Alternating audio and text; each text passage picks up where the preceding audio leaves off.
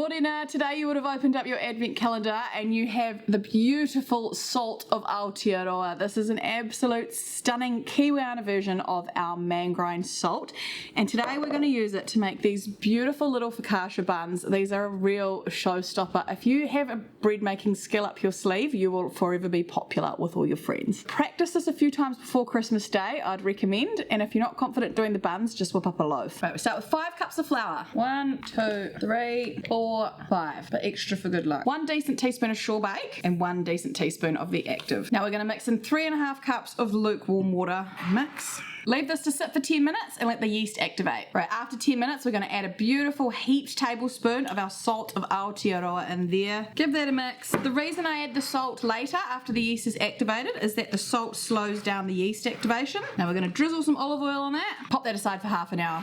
After half an hour it's time for the first fold. So you're going to get your bench and you're going to cover it with oil like that and rub it in so that the dough doesn't stick to your bench. Take your dough and pour it out onto the bench. It is very wet and very floppy, and that's all good. So what you want to do now is you're going to stretch it out like so on the oil, nice and thin, and then we're going to do what's called a blanket fold, which is you fold third into the middle and then the top third into the middle like so, and then you're going to fold that in and fold that in like so. So you end up with a nice little folded parcel. Back in your bowl and leave that for another 30 minutes. Right, 30 minutes is up. We're going to give them another fold. You need to do at least 2 folds. I like to do 3. That's up to you. And another blanket fold. In, side, tuck him away back in his bowl. Right, let's give him one more fold. Right, when he's been lovely and folded 3 times and had lots of nice resting time, should have a perfect bubbly focaccia dough. Gonna do muffin tins because that's quite easy.